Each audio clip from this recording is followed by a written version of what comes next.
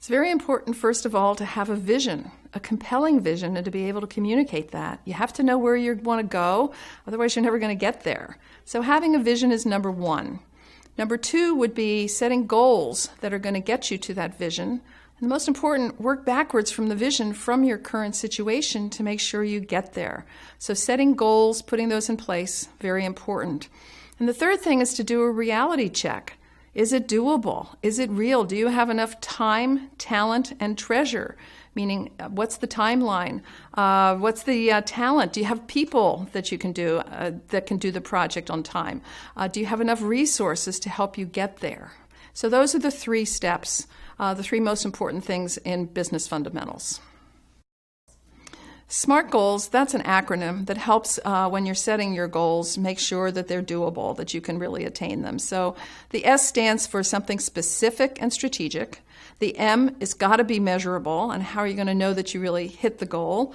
The A is for attainable, so is it doable? Have you really been able to put something together that you can achieve? The R, it's got to be rigorous, so something that's a bit of a challenge and relevant to what your whole group, whole system is working on.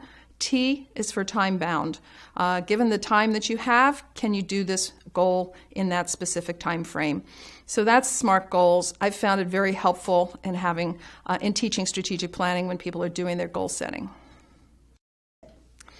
Physicians, when they're setting strategic plans, when they've got their vision, they're looking at how to get to the vision from the current situation, they can put goals on a timeline and figure out what's doable. So we always say start at the vision, work backwards, but put a goal in using the SMART goal acronym, strategic, measurable, attainable, relevant and rigorous, and time-bound.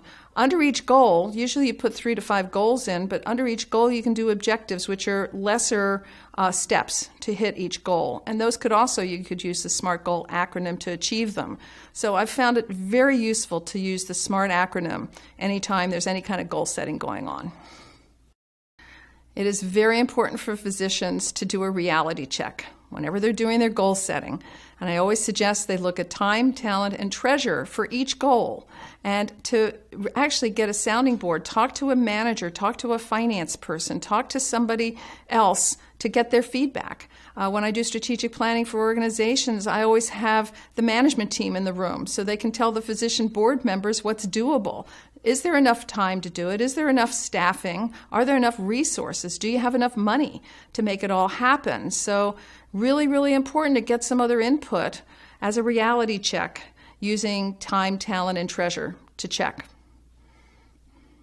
Okay. So based on Erwin's slides, the next question is going to be, why is it important for physicians to learn about financial statements, business plans, and project management? Okay. Why is it important for physicians to learn about financial statements, business plans, and project management? It is very important for physicians to learn about business planning and project management. If they have a great idea, they want to build a center, an asthma center, a sports medicine center, if they want to do something, but how do you take that vision and make it a reality? How do you do that? Well, you have to have a process. You have to also know what business people they're presenting this idea to, what they're looking for. And they're looking for a structured business plan, especially if it's more than $500,000 a year or a $500,000 request that's being asked for. As far as project management, okay, maybe you have been given the resources, but again, how do you work it through? What steps? How do you keep track of what's going on? There really are formal ways to do project management, and there's even computer software nowadays to help you do it. But it's really important not just to be a daydreamer, not just to say we should do XYZ project and have no mechanism to make it into a reality. Really important for physicians to learn that.